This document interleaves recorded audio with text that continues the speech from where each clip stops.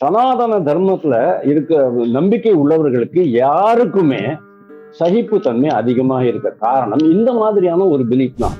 திருவண்ணாமலையை சுத்தி அந்த மலையிலேயே நிறைய சித்தர்கள் அரூப வடிவில இருப்பாங்க. நான் இவ்வளவு பயபக்தியோட இருக்கேன், என்னுடைய மாப்பிள்ளை செத்து போயிட்டாங்க, எனக்கு ஏன் இப்படி ஆகணும்? அதுக்கு பெரியவர் சொன்னாராம்,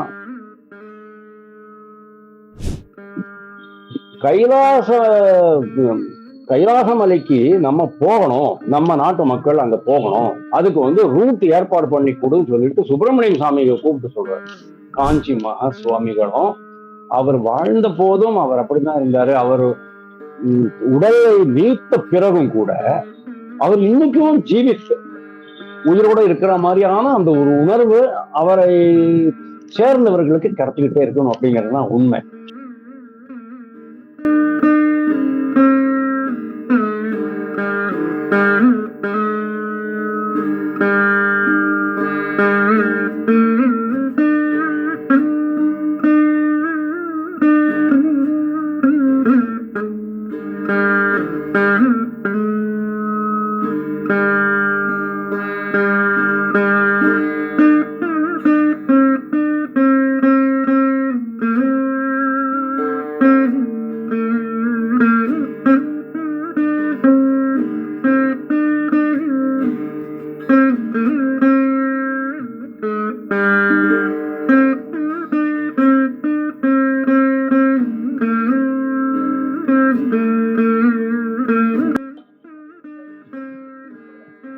வணக்கம்.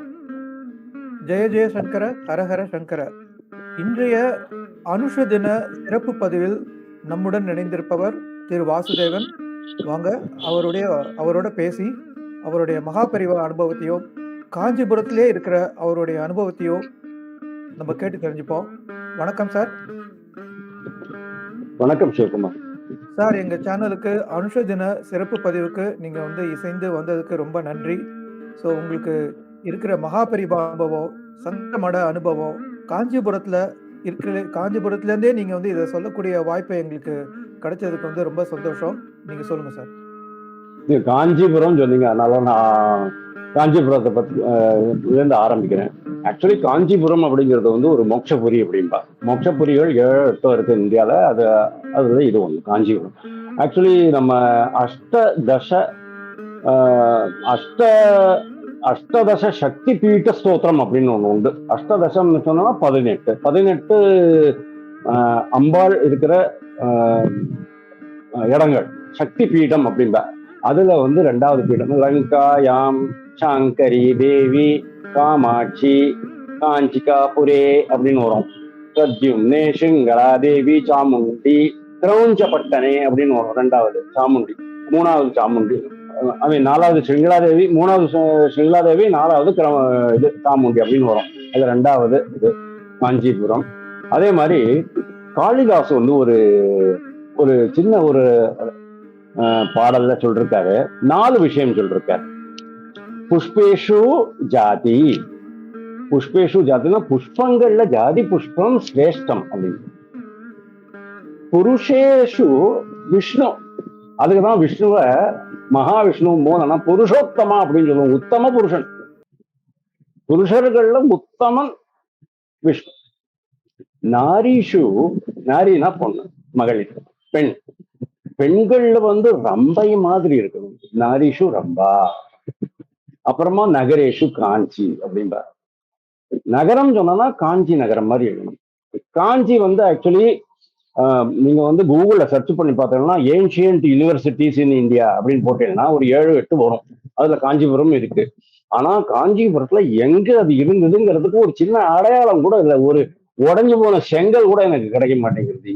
எங்க இருந்தது, எப்படி அதெல்லாம் அழிஞ்சுது அப்படிங்கிறது எதுவுமே ரெக்கார்ட் ஆகாம போயிட்டு இருக்குங்கிறது எனக்கு ரொம்ப துர்பாகியம். ஏன்னா எங்களுடைய குரூப்ல நாங்க அப்பப்போ பேசிட்டு இருப்போம் இதெல்லாம் பத்தி. யாராவது தொல்லியல் நிபுணர்கள் இருந்தாங்கன்னா அதை பத்தி கேட்டுக்கலாம் அப்படின்னு நான் ஆசைப்படுறேன்.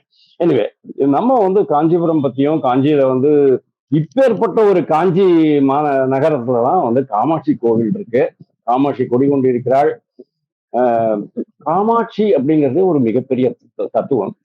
காமா அப்படின்னு சொன்னா இச்சை, அதாவது காம இச்சைன்னு இல்லை, நம்ம விருப்பப்படுற பொருள்கள் எல்லாமே அது எல்லாமே காமம் தான். ஓகே, அந்த உன்னுடைய விருப்பத்தை நீ எப்படி கட்டுப்படுத்திக்கணும்னு சொல்லிட்டு வில்லும் அம்பும் வச்சுருப்பா, கூடவே வந்து அங்குசமும் வச்சுருப்பா. அதுதான் காமாட்சி அப்படிங்கிற தத்துவம். எப்படி உன்னுடைய மனதை நீ அடக்கி கொள்ள வேண்டும் அப்படிங்கிற இது வந்து ரொம்ப பெரிய தத்துவம் சார். வந்து 1 or 2 லைன்ஸ்ல என்னால சொல்ல முடியாது அதெல்லாம்.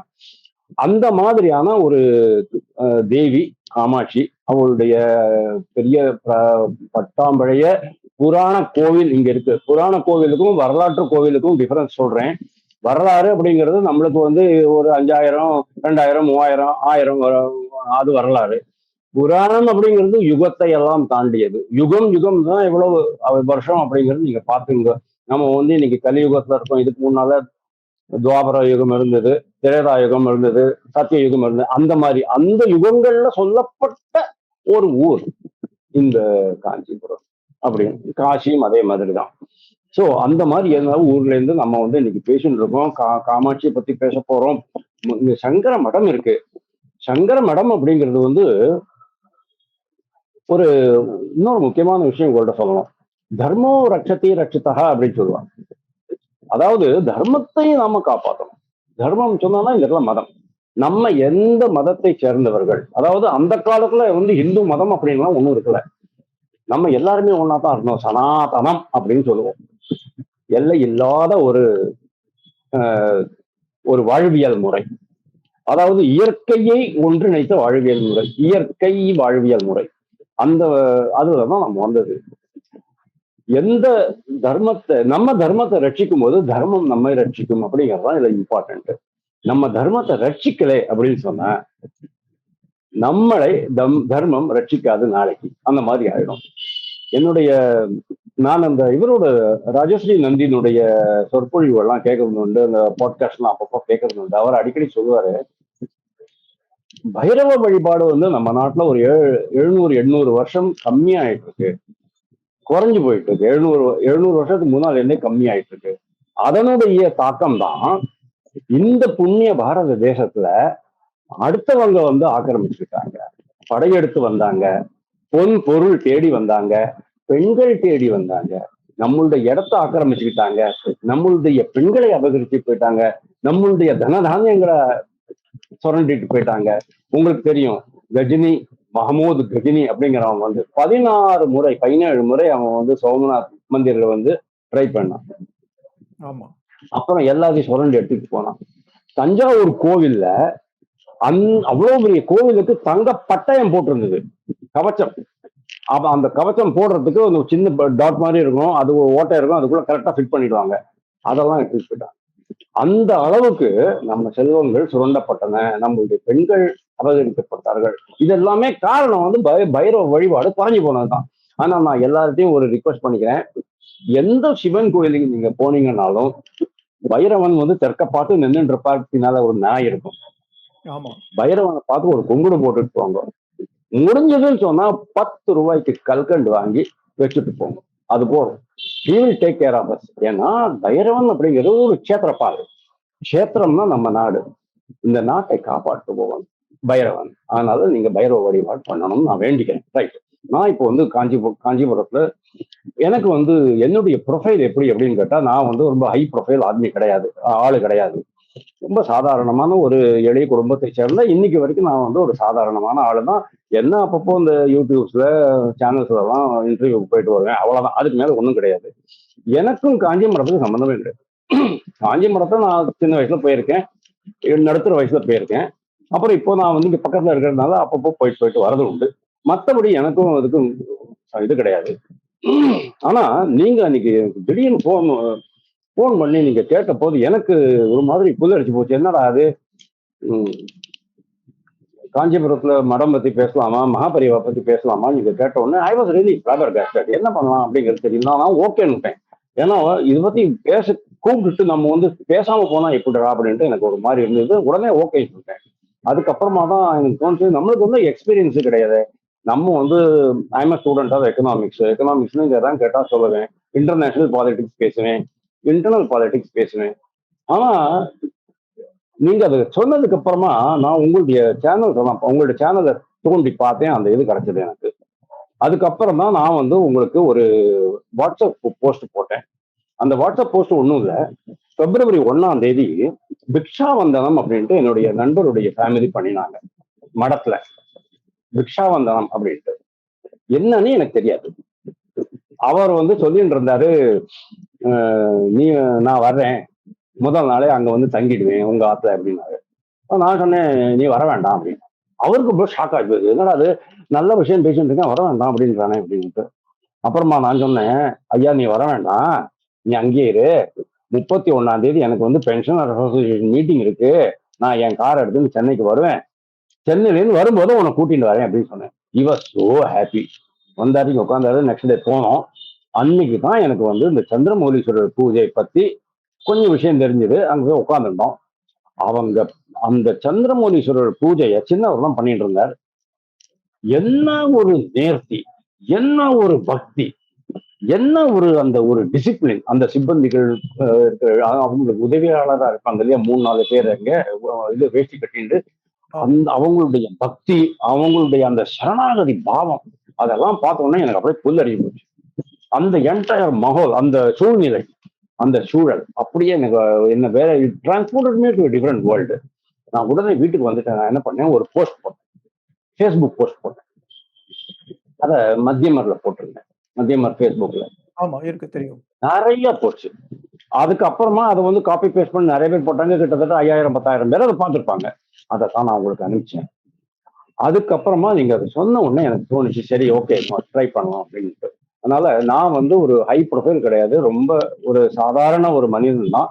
என்னுடைய பார்வையில நான் இதை எப்படி பார்க்கிறேன், இது நம்ம தர்மத்தை எப்படி வந்து முன்னால எடுத்து செல்றது, எடுத்துட்டு போறது, இவங்க என்னென்ன நல்ல வேலை எல்லாம் பண்ணிட்டு இருக்கிறாங்க, கூடவே மகாபெரியவர் கூட எனக்கான அல்லது என்னுடைய வாழ்க்கையில ஏதாவது நடந்ததா, மற்றவர்களுடைய வாழ்க்கையில என்ன நடந்தது அப்படிங்கறதெல்லாம் பத்தி ஒரு பேசுறதுக்கான ஒரு தளமா நான் வந்து இந்த வீடியோவை யூஸ் பண்ணிக்கிறேன். தேங்க்யூ. இப்போ குரு அருள் அப்படிங்கிறது ஒரு முக்கியமான பார்ட். நம்ம வந்து ஸ்கூலுக்கு போற சமயத்துல வந்து ஆசிரியர் தான். ஏன்னா மாதா பிதா, அப்புறம் குரு, அப்புறம் தான் தெய்வம். 4 தான் தெய்வம். நீ அங்க இரு, முதல்ல எங்க அம்மா எங்க அப்பா, அப்புறமா ஆசிரியர்.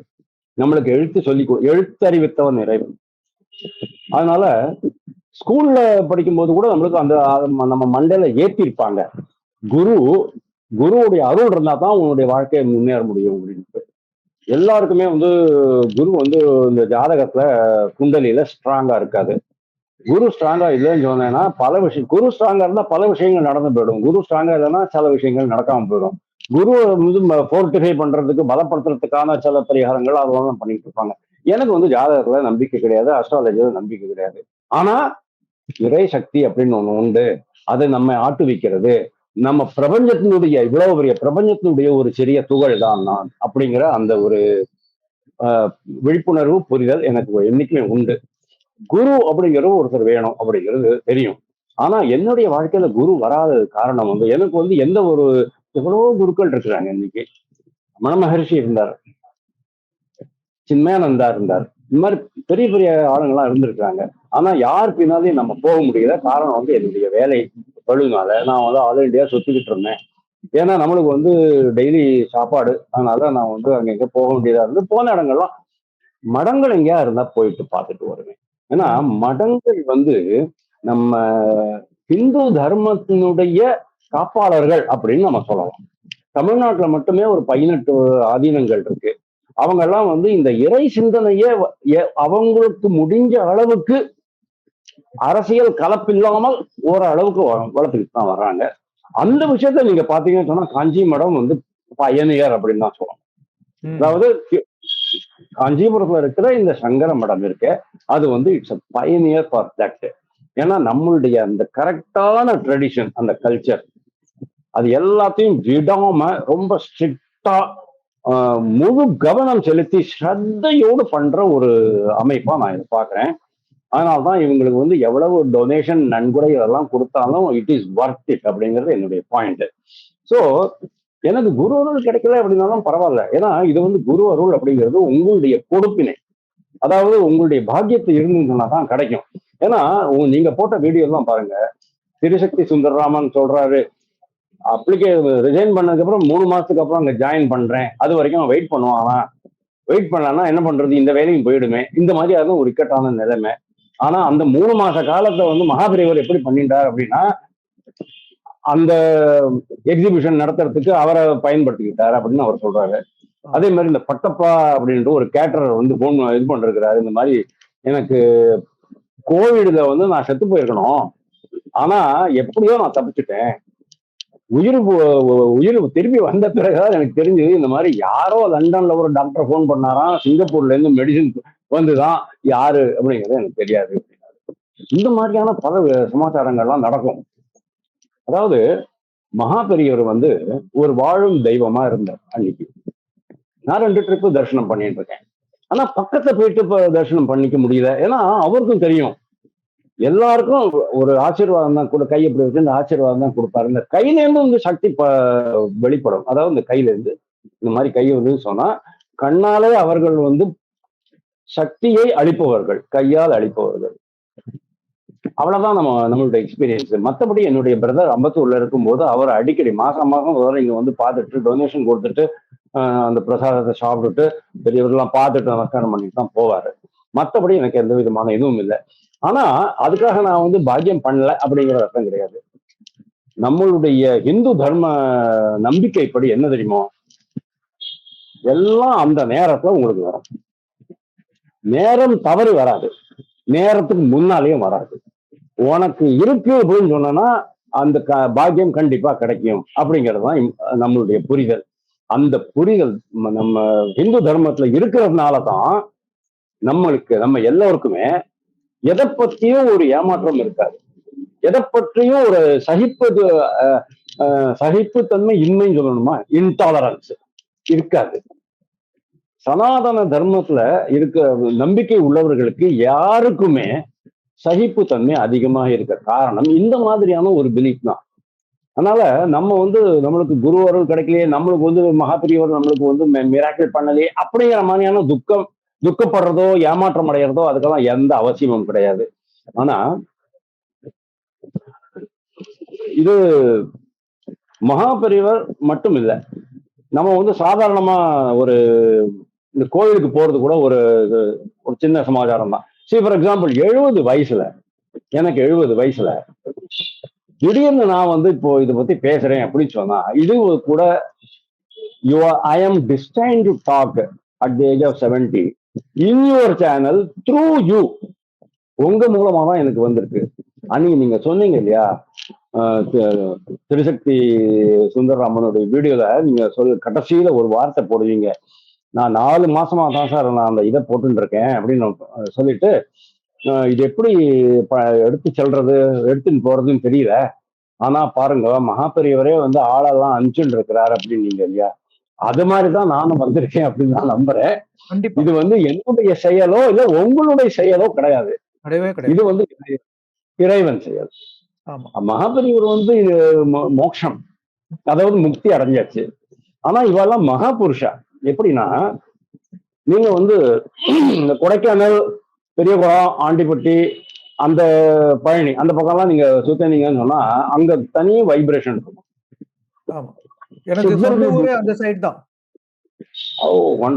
சித்தர்கள் பூமி அப்படிம்பா. அந்த சித்தர்கள் நிறைய பேர் இருக்காம்ப. திருவண்ணாமலையை சுத்தி அந்த மலையிலேயே நிறைய சித்தர்கள் அரூப வடிவில இருப்பாங்க. You believe it or not, you have to believe it. You are a believer, so you will believe it. ஆனா இதெல்லாம் நம்ம வந்து சயின்ஸ்ல எக்ஸ்பிளைன் பண்ண முடியாது. சித்தர்கள் வந்து அரூபமான, அதாவது உருவம் இல்லாமல் அவங்க வந்து சந்தரிச்சுக்கிட்டு இருப்பாங்க. அவங்களுக்குமே அழிவு கிடையாது. இந்த உடலை நீக்கிவிட்டார்கள் அவ்வளவுதான். ஆனா அவங்க இருப்பாங்க. அவங்க வந்து தொடர்ச்சியா நம்மளுக்கு எங்க உதவி வேணுமோ அந்த இடத்துல நம்மளுக்கு தெரியாம அவங்க உதவி பண்ணிட்டு இருப்பாங்க. அதான் நம்ம சொல்றோம் காட்ஸ் ஹேண்ட். ஐ சா காட்ஸ் ஹேண்ட் அப்படின்னு சொல்லுவோம் இல்லையா, I could feel God's presence அப்படிம்போம் இல்லையா, அதுதான் அது, வேற ஒண்ணும் இல்லை. அதே மாதிரிதான் காஞ்சி மகா சுவாமிகளும் அவர் வாழ்ந்த போதும் அவர் அப்படிதான் இருந்தாரு. அவர் உடலை நீத்த பிறகும் கூட அவர் இன்னைக்கும் ஜீவித்து உயிரோட இருக்கிற மாதிரியான அந்த ஒரு உணர்வு அவரை சேர்ந்தவர்களுக்கு கிடைச்சிக்கிட்டே இருக்கணும் அப்படிங்கிறது தான் உண்மை. சோ அந்த ஒரு இதுதான் வந்து என்ன உங்ககிட்ட கொண்டு வந்து விட்டுருக்கு அப்படின்னு நான் நினைக்கிறேன். இந்த மாதிரியா ஒரு தென்னவன் மீடியால இது பத்தி பேசுறதுக்கான ஒரு வாய்ப்பை ஏற்படுத்தி கொடுத்ததும் மகா பெரியவர் தான், வேற யாரும் கிடையாது. கண்டிப்பா, கண்டிப்பா. சோ இது நடந்துட்டு இருக்கும்போது நேத்திக்கு நேத்திக்கு வந்து என்னுடைய ஃப்ரெண்டு வராரு, சென்னையில இருந்து வர்றாரு. சடன்லி வராரு. வர உட்கார்ந்துட்டு இருக்காரு, பேசிட்டு இருக்காரு. என்னுடைய கிளாஸ்மேட் தான். அவர் வந்து அவர்கிட்ட பேசிட்டு இருக்கும்போது நான் இதை பத்தி சொன்னேன், இந்த மாதிரி நீங்க நைட் ஒரு ப்ரோக்ராம் கொடுக்கலான்னு இருக்கேன் அப்படின்னா, உடனே இஸ் ஆல்சோ மை கிளாஸ்மேட் தானே, என்னோட வயசு தானே அவருக்கும். அந்த மாதிரி சொல்லிட்டு இருந்தாரு. ஆமாம்மா நல்லா பேசலாம்ப்பா, நிறைய விஷயம் இருக்கு அப்படின்னு பேசிட்டு இருந்தோம். அவரு எவ்வளவு இன்புட்ஸ் கொடுத்தாரு அப்படின்னு சொன்னா, அந்த இன்புட்ஸை மட்டுமே பேசுறது எங்களுக்கு 1/2 மணி நேரம் வேணும். அவ்வளவு இன்புட்ஸ் அவர் கொடுக்குறாரு. இவ்வளவு அவருக்கும் மகாபெரியவருக்குமே கூட பெரிய என்ன மாதிரிதான் அவரும் ஒரு பாமர ஆத்மி, ஒரு சாதாரண ப்ரொஃபைல் இருக்கிறவர் தான். ஆனா அவருக்கும் சில அனுபவங்கள் ஏற்பட்டிருக்கு அப்படின்னு நம்ம பார்த்தோம். அவர் வந்து சொல்லும் போது சொன்னாரு, இந்த மாதிரி டாக்டர் எஸ்வி ராதாகிருஷ்ணன் மகா பெரியவருடைய ஆயுர்வேதா டாக்டர். அவர் வந்து என்னோட வீட்டுக்கு, திருச்சியில நான் இருந்த வீட்டுக்கும் எதிர் வீட்டுல இருக்கிற டாக்டர் தான். அவர் சொன்ன உடனே சொன்னேன், நான் தஞ்சாவூர் கூட தெருவா அப்படின்னு கேட்டேன். ஆமா, உங்க வீட்டுக்கு எதிர்த்தாம இருந்தாரு அவரு அப்படின்னு சொன்னாரு. அவரை எனக்கு ரொம்ப நாள் தெரியும். கிட்டத்தட்ட இப்பதான் ஒரு 2014 15 நிரம்ப 96 97 இயர்ஸ்ல அவர் வந்து இறந்து போயிட்டார். ஸ்ரீரங்கத்துல இருந்தார் அவர் சப்சிக்வெண்ட்லி. அதே மாதிரி மகாபெரியவருடைய கேமராமேன், அதாவது அந்த காலத்துல வந்து இந்த யூடியூபர் எல்லாம் இல்லாத சமயத்துல, இந்த டிஜிட்டல் கேமரா எல்லாம் இல்லாத சமயத்துல வந்து கேமரா, அதாவது இந்த திருச்சியில தெப்பக்குளம் போற வழியில ரத்னா ஸ்டுடியோன்ற ரொம்ப ஃபேமஸ். அதே லைன்ல சின்னக்கரை தெருவில் கருப்பண்ணசாமி கோயில இருந்து ரைட்ல டர்ன் பண்ணி டுவர்ட்ஸ் மலவாசப்படி போகும்போது ரைட் சைட்ல ஒரு இது இருக்கும், ஒரு போட்டோகிராஃப் ஷாப் இருக்கும், ஸ்டுடியோ. அவர் தான் வந்து மகாபெரியவர் கூட வெளியூருக்கு போகும்போதெல்லாம் அவரும் கூடவே போவாரு, அவருடைய நிகழ்ச்சிகள்லாம் போட்டோ எடுத்து போடுவாரு அப்படின்னு அவர் சொன்னாரு. ரொம்ப கேட்கறதுக்கே ரொம்ப ஆச்சரியமா இருந்தது. அந்த இவர் வந்து டாக்டர் எஸ்வி ராதாகிருஷ்ணன் வந்து சான்ஸ்கிரிட் பண்டிட். இன்னைக்கு வரைக்கும் அவளுக்கும் இங்க இந்த சான்ஸ்கிரிட் ஸ்கூல்ஸ், இவாளுடைய சான்ஸ்கிரிட் முயற்சிகள்லாம் இருக்கு இல்லையா மடத்துல, அவங்களுக்கு எல்லாம் இன்னைக்கு கூட பயங்கரமான கான்டாக்ட் இருக்கு. அதாவது பங்களிப்பு நிறைய இருக்கு அப்படிங்கறத சொல்றேன். அவர் வந்து காலடியில ஒரு மகா பெரியவர் உடம்பு சரியில்லாம இருந்த போது வேற ஒண்ணுமே பண்ண முடியல. உடனே நீ ராதாகிருஷ்ணனை கூப்பிடுன்னு சொல்லி ராதாகிருஷ்ணன் திருச்சியில இருந்து காரை எடுத்து காலடிக்கு போய் பெரியவரை ட்ரீட் பண்ணிட்டு திரும்பி வந்திருக்கிறார் அவரு. அந்த எஸ்பி ராதாகிருஷ்ணனுடைய முதல் மாப்பிள்ள இறந்து போயிடுறாரு. அதுல வந்து ராதாகிருஷ்ணன் ரொம்ப மனசு உடஞ்சு போயிடுறாரு. என்னடா நான் இவ்வளவு பக்தியா இருக்கேன், பயபக்தியோட இருக்கேன், பெரியவர்கிட்ட சொல்றாரு, நான் இவ்வளவு பயபக்தியோட இருக்கேன், என்னுடைய மாப்பிள்ளை செத்து போயிட்டார், எனக்கு ஏன் இப்படி ஆகணும்? அதுக்கு பெரியவர் சொன்னாராம், அது உன் கர்மாடா, போற போக்கல அது உன் கர்மாடா அப்படின்னு. அதுதான் சனாதன தர்மம். அதாவது இது நடக்கணும் இது நடக்காதுங்கிறது எல்லாமே உங்களுடைய கர்மா தான். 70 வயசு வரையும் ஆன்மீகம் பேசுறதுக்கு தயாரா இருக்குல்ல சார். ஆனா இன்னைக்கு நான் உங்க சேனல்ல முதல் முறையா பேசுறேன்னு சொன்னா அது என்னுடைய கர்மா. பெரியவர் கூட எனக்கு வந்து எந்த விதமான ஒட்டு உறவு ஒண்ணுமே இல்லாம இருந்தது, அது என்னுடைய கர்மா. அதுக்காக நான் வந்து அவரையும் இவரையும் உங்களையும் பிளேம் பண்ணிட்டு இருக்க முடியாது. அதுதான் சனாதனம். அந்த புரிதல் இருக்கிற வரைக்கும் நம்மளுக்கு எந்த கவலையும் இல்லாம இருக்க முடியும் அப்படிங்கிறது ஒரு என்னுடைய பாயிண்ட். அதுக்கப்புறமா பெரியவருடைய மகா பெரியவர் இருக்கும்போது யார் யாருக்கெல்லாம் என்னென்ன மாதிரியான இன்ட்ராக்ஷன்ஸ் எல்லாம் வந்தது அப்படிங்கிறதெல்லாம் பத்தி நிறைய பேர் பேசிட்டு இருந்தோம். பெரியவருடைய அந்த ஞானம் அப்படிங்கிறது ரொம்ப பயங்கரம். அவர் வந்து அவருடைய புஸ்தகங்கள்லாம் நிறைய, அந்த ரா கணபதி எழுதினது, விஸ்வநாதன் சுவாமிநாதன் எழுதினது, இது மாதிரி நிறைய விஷயங்கள்லாம் அது அந்த காலத்துல புஸ்தகமா வந்தது. அதுக்கப்புறமா வந்து எக்கச்சக்கமா வீடியோலாம் வர ஆரம்பிச்சது, டிஜிட்டல் பிரிண்ட் கூட இப்போ வர ஆரம்பிச்சிருக்கு. அதெல்லாம் அந்த காலத்திலே நம்மலாம் நிறைய படிச்சிருக்கோம். அதெல்லாம் நம்ம வந்து ரிப்பீட் பண்ணிட்டு உட்காந்துருக்க முடியாது. ஏன்னா எல்லாமே எல்லாம் ஒவ்வொருத்தருக்கும் ஒவ்வொரு மாதிரியான யூனிக் எக்ஸ்பீரியன்சஸ் எல்லாம் இருந்திருக்கு. அதெல்லாம் நம்ம, ஆனா சில விஷயங்கள்லாம் நம்மளால சொல்ல முடியாது. எப்படின்னா, அவருக்கு அவரை வந்து நார்மலி இந்த மாதிரி ஞானிகள்லாம் இருக்காங்க இல்லையா, அவங்களுக்கு வந்து முக்காலமும் தெரியும்.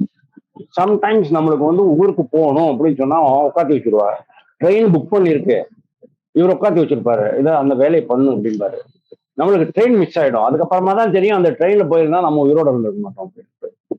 அதாவது கங்கணம், கட்டி வளையல போட்டு அதை என்ன சொல்லுவா அந்த ரட்சை சரடை கட்டி நம்மளை உட்காந்து வச்சிருவாங்க. அந்த அளவுக்கு அவங்களுக்கு முக்காலம் தெரியும். தனுஷ்கோட்டியில கடல் உள்ள வரப்போறது அப்படிங்கிறது இவருக்கு முன்னாலே தெரிஞ்சுன்னா உடனே அங்க ஏற்பாடுகள் பண்ண ஆரம்பிச்சார். இவருக்கு எப்படி தெரிஞ்சது அப்படிங்கிறது இன்னைக்கு வரைக்கும் யாருக்கும் தெரியாது. கைலாச கைலாச மலைக்கு நம்ம போகணும், நம்ம நாட்டு மக்கள் அங்க போகணும், அதுக்கு வந்து ரூட் ஏற்பாடு பண்ணி கொடுன்னு சொல்லிட்டு சுப்பிரமணியம் சாமியை கூப்பிட்டு சொல்றாரு. எப்படி சார் சொல்ல முடியும்? இமேஜின் பண்ணி பாருங்க. சுப்பிரமணியம் சாமி அதை சிறமேற்கொண்டு மேல போய் சென்ட்ரல் கவர்மெண்ட்ல சொல்லி கேஷ் இது, ஏன்னா அவருக்கு வந்து சீனால எக்கச்சக்கமா கான்டாக்ட், சீனா கிட்ட சொல்லி சீன அரசாங்கம் அதுக்கு ஒத்துண்டு அதுக்கப்புறமா தான் கைலாஷ யாத்திரைக்கு நம்ம போறது ரொம்ப சுலபமா மாறிச்சு. இது எப்படி சார் அவர் பண்ணிருக்கோம்? இன்னும் ஒரு விஷயம் சொல்றேன். உத்தரமேரூர்ல அந்த ஒரு கல்வெட்டு இருக்கு அப்படிங்கிறது இவருக்கு எப்படி தெரியும் சொல்லுங்க. எவ்வளவோ கல்வெட்டு இருக்கு, கிட்டத்தட்ட 1,00,000 கல்வெட்டு இருக்கு தமிழ்நாட்டுக்குள்ள. கருவறைக்குள்ளேயே ஏகப்பட்ட கல்வெட்டு இருக்கு. எந்த கோயில் நீங்க போனீங்கன்னாலும் கருவறைக்குள்ளேயே எக்கச்சக்கமா கல்வெட்டுகள்லாம் இருக்கு.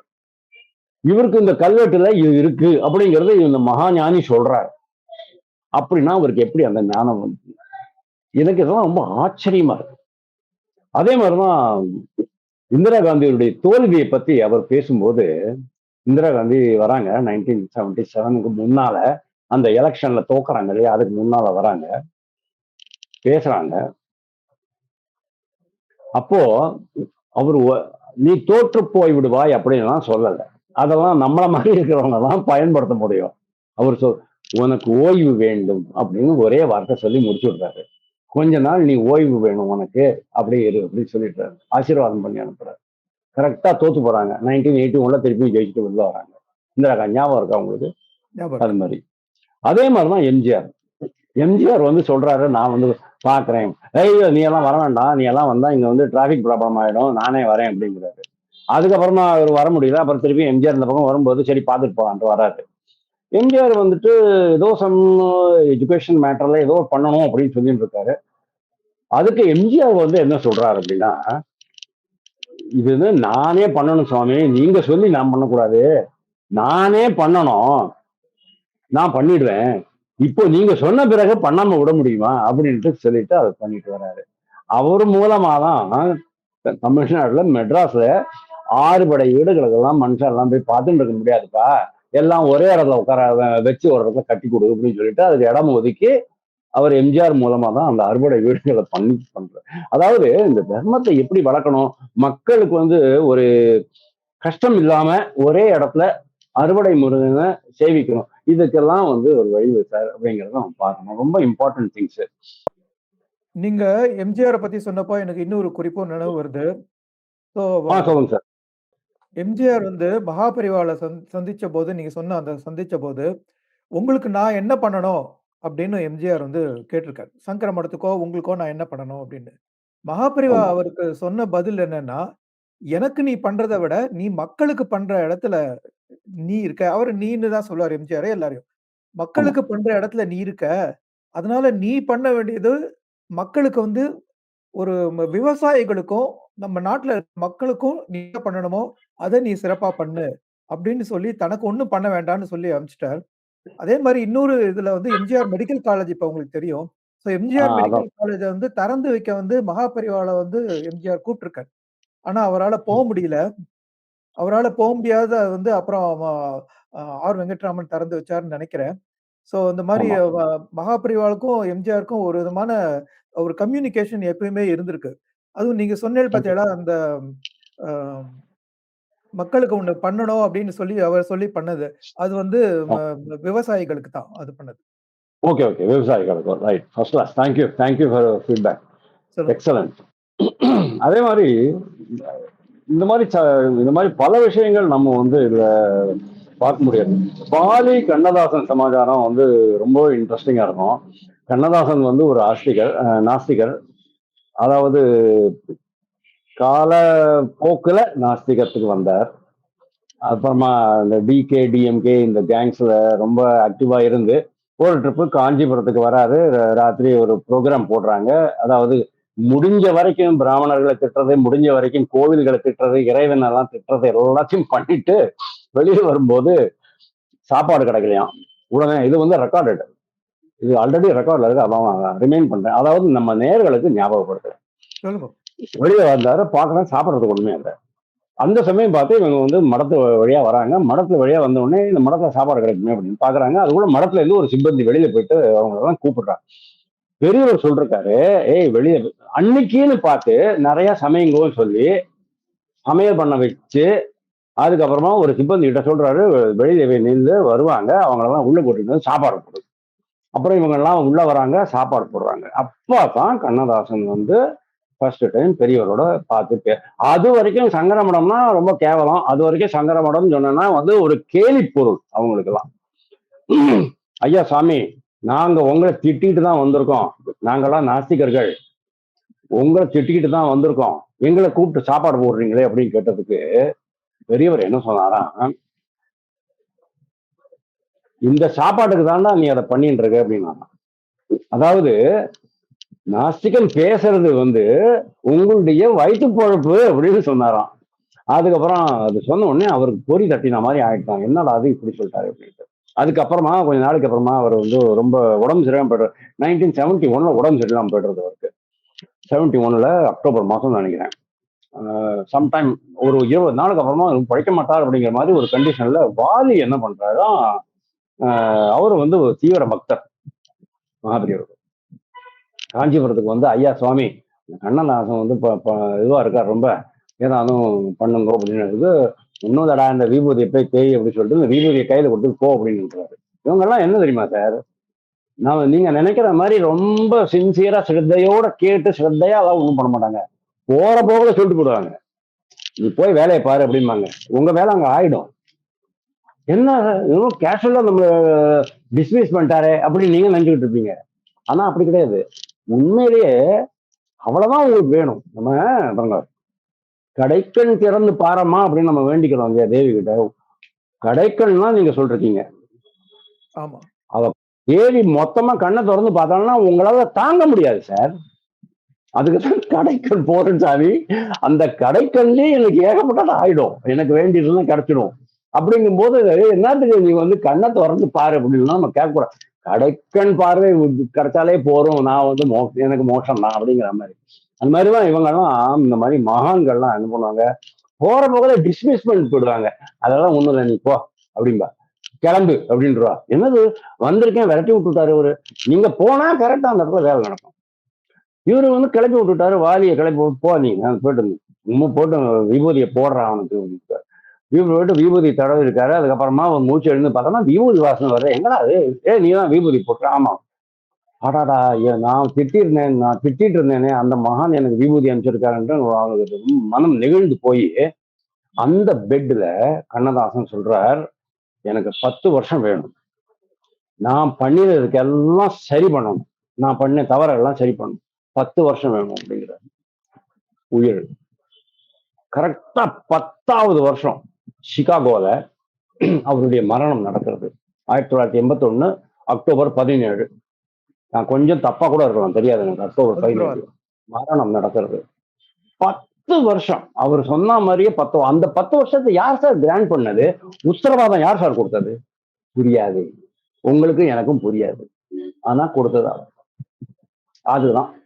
அதுக்கப்புறமா தான் கண்ணதாசன் வந்து இந்த அர்த்தமுள்ள இந்து மதம் எழுதினாரு, நிறைய கண்ணன் கவிதைகள் எழுதினாரு, நிறைய புஸ்தகத்தை எழுதி ஹிந்து தர்மத்தை அப்படி தூக்கி நிறுத்தினது. அதாவது டேய் ஒன்னால தானா இந்த வேலையை பண்ண முடியும், உனக்கு 10 வருஷம் எக்ஸ்ட்ரா ஆயுசு இருக்கடா அப்படி சொல்லி பண்ண வச்சது யாரு? அதுக்குதான் நம்ம வந்து கை தூக்கி கும்பிடுறோம். இன்னைக்கு நம்ம கண்ணதாசனுடைய கவிதைகள், அந்த பாட்டுகள், அந்த ப்ரோஸ் லிட்ரேச்சர், இது எல்லாமே நம்ம படிக்கிறதுக்கு காரணம் சொல்லலாம். அது வரைக்கும் அவர் வந்து சினிமா பாட்டு தான் எழுதியிருந்தார். எக்ஸலன்ட். என்னைக்குமே இன்னொன்னு நினைவு வருது. ஒரு தடவை வந்து இந்த அர்த்தமுள்ள இந்து மதம் அதெல்லாம் வந்து பிரபலமாயி எல்லாரும் படிக்க ஆரம்பிச்சோன்னா மகாபெரிவா வந்து கண்ணதாசனை கூப்பிட்டு சங்கர மடத்துல நீ அர்த்தமுள்ள இந்து மதத்தை பத்தி பேசணும் அப்படின்னு சொல்லி கூப்பிட்டுருக்காரு. இவருக்கு அப்படியே ரொம்ப புல்லரிச்சு அவர் முன்னாடி நம்ம பேசணுமா அப்படின்னு தயாரா போனபோது இவருக்கு வந்து மகாபெரிவா முன்னாடி எப்படி உட்காந்துக்கிறது, எப்படி அவருக்கு முன்னாடி பண்ண முடியாது, உட்கார பேச முடியாதுன்னு அவர் வந்து நீ மேடையில உட்காந்து பேசணும், அப்பதான் எல்லாரும் கேட்பான்னு அவரை மேடையில உட்காத்தி வைக்கிற போது அவருக்கு உட்கார தயங்கின போது, "நீ நீ போய் உட்காரு" அப்படின்னு சொல்லிட்டு மகாபெரிவா பின்னாடி ஒரு தூண் பின்னாடி அந்த சைடுல உட்கார்ந்து அத கேட்டாராம். "நான் கேட்கணும் நீ மேடையில இருந்து பேசுறத. அர்த்தமுள்ள ஓ! நீ விளக்கி சொல்றத நான் கேட்கணும்" அப்படின்னு. ஸோ அந்த சூப்பர், இடத்துல அவர் சூப்பர். வந்து மகாபெரிவாளா இருந்தாலும், ஒரு சாதாரண மக்களுக்காக இறங்கி வந்து, அவர் ஆமா. கண்ணு முன்னாடி பட்டா அவரு முன்னாடி எப்படி உட்காருவேன்னு ஃபீல் பண்ணவருக்கு இந்த பக்கமா பார்த்து உட்கார்ந்தாங்க. Excellent, excellent. அப்போ இது நான் இத ஏன் சொல்றேன் அப்படின்னா, அதுல கூட ஒரு சின்ன சூக்ஷ்மம் இருக்கு பாருங்க. இது வந்து கண்ணதாசனுக்கு ஒரு 10 வருஷம் உயிர நீட்டி, வாழ்வை நீட்டி, அவர் மூலமாக இதெல்லாம் பண்ண வச்சிருந்தது அற்புதம். No doubt. அத தவிர என்னுடைய நண்பர் பிரபாகரன் அப்படின்ட்டு திருச்சியில, பாபு ஸ்லேட்ஸ் அப்படின்ட்டு அந்த டவுன் ஸ்டேஷன் பகுதியில பாபு ஸ்லேட்டு கடை. இந்த ஸ்லேட்டு குச்சியெல்லாம் எழுதுவோம்ல பசங்களுக்கு. ஆமா, ஆமா. அதனுடைய ப்ரொப்ரைட்டர் சுப்பிரமணியன் அப்படின்ட்டு அவருடைய பையன் பிரபாகரன். அவன் தான் என்னுடைய கிளாஸ்மேட். நாங்க 1ஆம் கிளாஸ்ல இருந்து 12ஆம் கிளாஸ் வரைக்கும் உட்கார்ந்து படிச்சோம் ஒரே ஸ்கூல்ல. அப்போ இந்த சமயத்துல தான் 81ல வந்து அவங்க வந்து ஒரு நாளிதழ் போட்டுக்கிட்டு இருந்தாங்களாம். அந்த நாளிதழ் பேர் விழிகளா ஏதோ ஒரு பேரு. I don't remember that. விழிகள் அந்த மாதிரி ஏதோ ஒரு பேர் போட்டிருந்தாங்க. அது வந்து ஒரு எடிட்டோரியல் குழு இருக்குமா. அந்த எடிட்டோரியல் குழுவுல வந்து எவ்ரி வீக் அது மாறுமா. இந்த வீக் வந்து எடிட்டோரியல் குழுவுக்கு வந்து தலைவர் வந்து என்னுடைய நண்பன், என்னுடைய பள்ளி மாணவன், பள்ளி தோழன் பிரபாகரன். ம். அவன் வந்து ஒரு கவிதை எல்லாம் எழுதுற ஆளு. இந்த சின்ன சின்ன கவிதைகள்லாம் எழுதுவாங்க இல்லையா, புது கவிதைகள்லாம் சொல்லுவாங்க அந்த மாதிரி. இவர் எழுதுற ஆளு. இவர் என்ன பண்றாரு, பை சான்ஸ், இதெல்லாமே சான்ஸ் தான். 10:45க்கோ எப்போ ஒரு இறந்து போறாரு கண்ணதாசன். 11 மணிக்கு போல பிபிசி தமிழ், அந்த காலம்லாம் ரேடியோ தானே. அப்போ இவர் வந்து இந்த லேட் நைட் எல்லாம் ஒர்க் பண்ணிட்டு அந்த இதெல்லாம் அந்த அச்சு கோக்கரெல்லாம் பண்ணுவாங்க இல்லையா, அதெல்லாம் அந்த பாபு ஸ்லேட்ஸ் கம்பெனிக்காரங்க சொல்றேன். அப்போ வந்து இந்த பிரபாகரனுக்கு வந்து பிபிசி தமிழ்ல ஒரு நியூஸ் பிளாஷ் ஆகிறதா, கண்ணதாசன் உயிரிழந்தார் அப்படின்னு. உடனே இவர் என்ன பண்றாரு, தன்னுடைய கவிதை நயத்துல ஒரு கவிதை எழுதி உன்னை நாம் இழந்து விட்டோமே அப்படின்ட்டு ஒரு இரங்கல் செய்தி போடுறாரு. அதனால மற்ற பத்திரிகைகள்ல வர்றதுக்கு முன்னால இந்த பத்திரிகையில என்னுடைய நண்பர் பிரபாகரன் போட்ட அந்த இரங்கல் செய்தி தான் முதல் செய்தி கண்ணதாசனுடைய இறப்புக்கு அப்படிங்கிறத நான் வந்து ரெக்கார்ட் பண்றேன். இது மாதிரி பல விஷயங்கள் நம்ம வந்து பார்க்க முடியறது.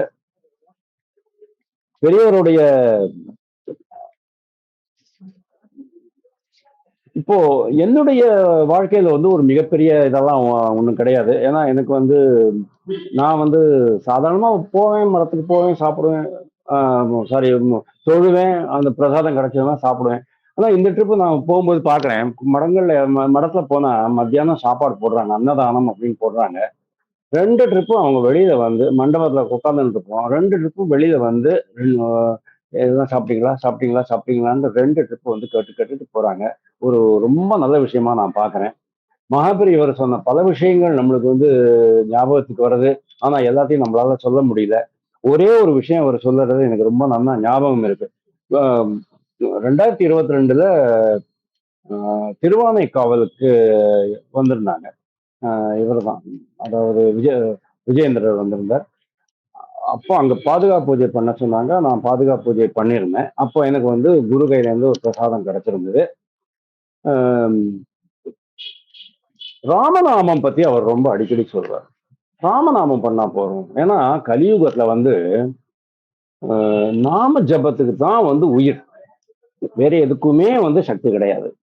நீங்க மோட்சபுரியில, காஞ்சிபுரம் மோட்சபுரி, மோட்சபுரியில உட்கார்ந்து நீங்க சொல்ற ஜபத்துக்கு பல மடங்கு சக்தி இருக்கும்.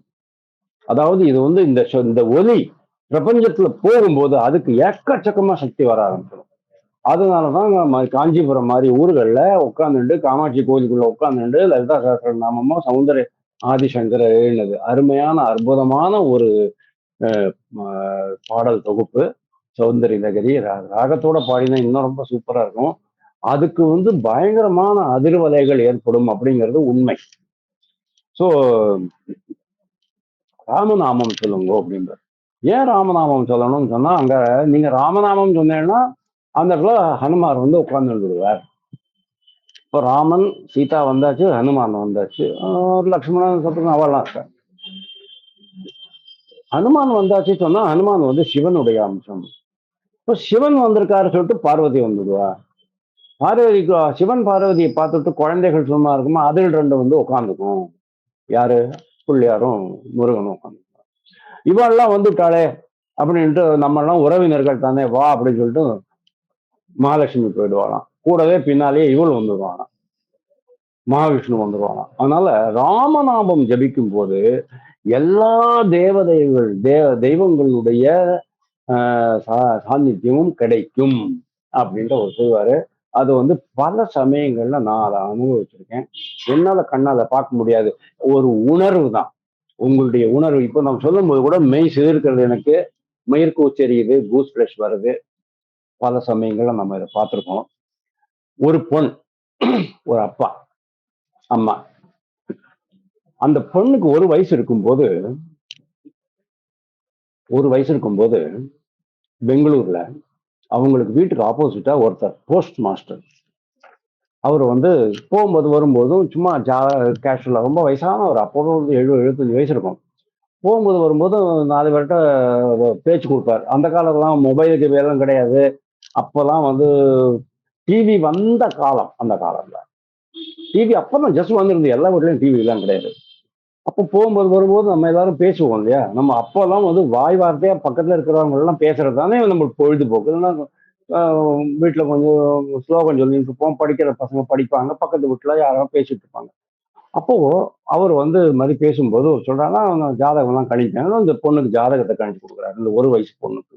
ம். அதுல அவர் குறிப்பிடுறாரு 36 வயசுல இந்த பெண்ணுக்கு ஒரு குரு அருள் வரும். அததான் நான் உங்களுக்கு சொன்னேன். எல்லாருக்கும் கிடைக்காது சார். அந்த சமயம் அந்த நேரம் வரும்போது தான் அது கிடைக்கும். 36 வயசுல குரு அருள் வரும். அப்புறம் இந்த மனுஷன் என்ன பண்றான்? அந்த அப்பா 36 வயசு ஆச்சு. பொண்ணு கல்யாணம் பண்ணி போயிட்டான். ஜாம்னு இருக்கா. 36 வயசு ஆச்சு. நம்ம பொண்ணுக்கு குரு அருள் வரும் அப்படின்ட்டு அவர் சொல்லி இருக்கிறாரு. ஜாதகத்தை எடுத்து பாக்குறாரு. அது கிளியரா எழுதியிருக்கு. என்னடா அப்படின்னா 37வது வயசு அந்த பொண்ணுக்கு. 36 தாண்டி ஒரு நாளைக்கு வீட்டுக்கு வந்திருக்கா. உட்காந்து டிவி பார்த்துட்டு இருக்கா. ராத்திரி லேட் அட் நைட்டு 11 மணி 12 மணிக்கு இவர் தொடர்ந்து பாக்குறாரு. என்ன பார்த்துட்டு இருக்கா தெரியுமா அந்த பொண்ணு? ம். பெரியவர் சரித்திரம். ம். இவருக்கு அப்படியே ஆடி போச்சு உடம்பு. 36 வயசுக்கு அப்புறமா குரு அருள் வரும் அப்படின்னு அவர் எழுதி கொடுத்தது எப்படி? இவர் வந்து இந்த பொண்ணு மகாபெரியவருடைய சரிதைய டிவியில பார்த்துக்கிட்டு இருக்கா. யூடியூப்ல பார்த்துக்கிட்டு இருக்கா. இப்பதான் ஒரு 5-6 வருஷம் முன்னால யூடியூப்ல பார்த்துக்கிட்டு இருக்கா. இவருக்கு அப்படியே புல்லரிச்சு போச்சு. அதுக்கப்புறமா நெக்ஸ்ட் டே வந்து அந்த பொண்ணு சொல்றது, அப்பா மகாபெரியவருடைய போட்டோ ஒன்று வச்சுக்கலாம். அப்போ ஒரு போட்டோ ஒரு ஒரு இந்த பிளாஸ்டிக்ல இந்த பக்கம் 2 பக்கம் இருக்கிற மாதிரி ஒரு வீட்டுல தேடி எடுத்து அதை வந்து பூஜை அறையில வைக்கிறாங்க. இன்னைக்கு வரைக்கும் அதுக்கு பூஜை பண்ணிட்டு இருக்காங்க. ஒரு 2 புஷ்பம் போட்டுட்டு நமஸ்காரம் பண்றது. எவரிடே குரு பிரம்மா குரு விஷ்ணு சொல்றது. குரவே சர்வலோகானாம் பிஷஜே பவரோகிணாம் பவரோ பிஷஜே பவரோகிணாம் நிதயே சர்வ வித்யானாம் தட்சிணாமூர்த்தே நம. அதாவது ரோகம்ங்கிறது உடம்பு ரோகம் மட்டும் இல்ல, ஞான ரோகம் கூட தான். புத்தி இல்லாம இருக்கிறது ஒரு ரோகம் தான். எல்லா ரோகத்துக்கும் நீதான் அப்படிங்கிற மாதிரி அந்த ஒரு ஸ்லோகத்தை சொல்லி குரு பாதுகா ஸ்தோத்திரம் அப்படின்னு ஒண்ணு உண்டு. ஹிந்தியில தான் இருக்கு. அது சான்ஸ்கிரிட்ல தான் இருக்கு. அது படிக்க ஆரம்பிச்சிருந்த குழந்தை. அந்த குழந்தை யாரும் இல்லை, என் பொண்ணு தான். ஓ! அந்த ஓகே, அப்பா ஓகே. தான். நீங்க தான் இது அது. வந்து எனக்கு ஒரு யூனிக் எக்ஸ்பீரியன்ஸ். 36 வயசு வரைக்கும் நம்ம குழந்தைக்கு குரு அருள் கிடைக்கலையேன்னு இருந்தது. கரெக்டா குரு அருள் மகாபெரியவர் மூலமா பிரத்யட்சமா கிடைச்சதுங்கிறது என்னால பாருங்க திருப்பி கூஸ் பிளஸ் வருது. என்னால ஓகே, பேசவே முடியாம. Okay, okay. ரொம்ப நன்றி, ரொம்ப நன்றி, ரொம்ப நன்றி. போச்சு. ரொம்ப நன்றி சார். இவ்வளவு நேரம் நீங்க உ உங்களுக்கு புல்லரிச்சது உங்களுக்கு மட்டும் இல்ல. கேட்ட எனக்கும், இத கேட்க போற மற்ற எல்லாருக்கும் அந்த புல்லரிப்பு இருக்கும். மகாபிரிவா பத்தி நம்ம பேசணும் அப்படிங்கிறதே வந்து நமக்கு கிடைச்ச ஒரு குரு அருளா தான் நான் பார்க்குறேன். ஏன்னா, இந்த நேரத்துல வந்து என்னுடைய அனுபவத்தையும் நான் வந்து ஏதாவது ஒரு கட்டத்துல சொல்லி ஆகணும். ஏன்னா, போன வருஷம் நான் இப்ப செஞ்சுட்டு இருக்கிற இந்த வேலைய நான் செய்யல. ஆனா, எனக்கு வந்து ஒரு பெரிய மெடிக்கல் எமர்ஜென்சி வந்தது. Bypass oh! பண்ணிக்கிற மாரி. So oh my bypass god! பண்ணிட்டு வீட்லயே இருக்கணும். ஏன்னா நகர முடியல, எங்கேயும் நடக்க முடியல, வெளியிலலாம் போக முடியாது. ஒரு 3 மாசத்துக்கு. அந்த 3 மாசமும் நான் டெய்லி டிவில வந்து அ ஒரு எதேர்ச்சியாவோ, இல்லாட்டி நான் விரும்பியோ நான் பார்த்தது வந்து மகாபரிவாள பத்தின யூடியூப் ப்ரோகிராம் தான். ஸோ அத பார்த்து, பார்த்து டெய்லி அத பார்த்து, பார்த்து, பார்த்து அது அவ்வளோதான். அத சூப்பர். பார்த்தேனே தவிர நான் வேற எதுவும் நினைக்கல. எனக்கு வந்து அதனால எந்த கனெக்ஷனும் இல்லாம தான் இருந்தேன். அதுக்கப்புறம் இந்தியாவுக்கு போனபோது, எனக்கு எதேர்ச்சியா கொஞ்சம் கூட நான் எதிர்பார்க்காம, மகாபரிவா சன்னதி முன்னாடி ஒரு கச்சேரியில பார்ட்டிசிபேட் பண்ண வேண்டி வந்தது. அந்த கச்சேரியில நான் தான் தம்புரா வாசிச்சேன். அது ஒரு மிகப்பெரிய சங்கீத வித்வான் திரு சேஷகோபாலன். அப்ப கூட இந்த மாரி ஒரு வேலைய நான் பண்ணல. மை ஆனா, அவர் காட்! முன்னாடி அந்த ஒரு 2 1/2 மணி நேரம் உட்காத்தி வச்சது, என்ன அப்படியே மாத்திடுச்சு. கிரேட். மாத்திருச்சு. அதுதான் வந்து நான் எனக்கு கிடைச்ச ஒரு ஸ்டார்ட்டிங் பாயிண்ட்டா நான் நினைக்கிறேன். அதுக்கப்புறம் திரும்பி வந்து தான் இங்க வந்து இது எல்லாத்தையும் பண்றேன். இத நான் சொல்ல விரும்புறேன் நேயர்களுக்கும். எக்ஸலன்ட், நன்றி சார். எக்ஸலன்ட். தேங்க்ஸ்.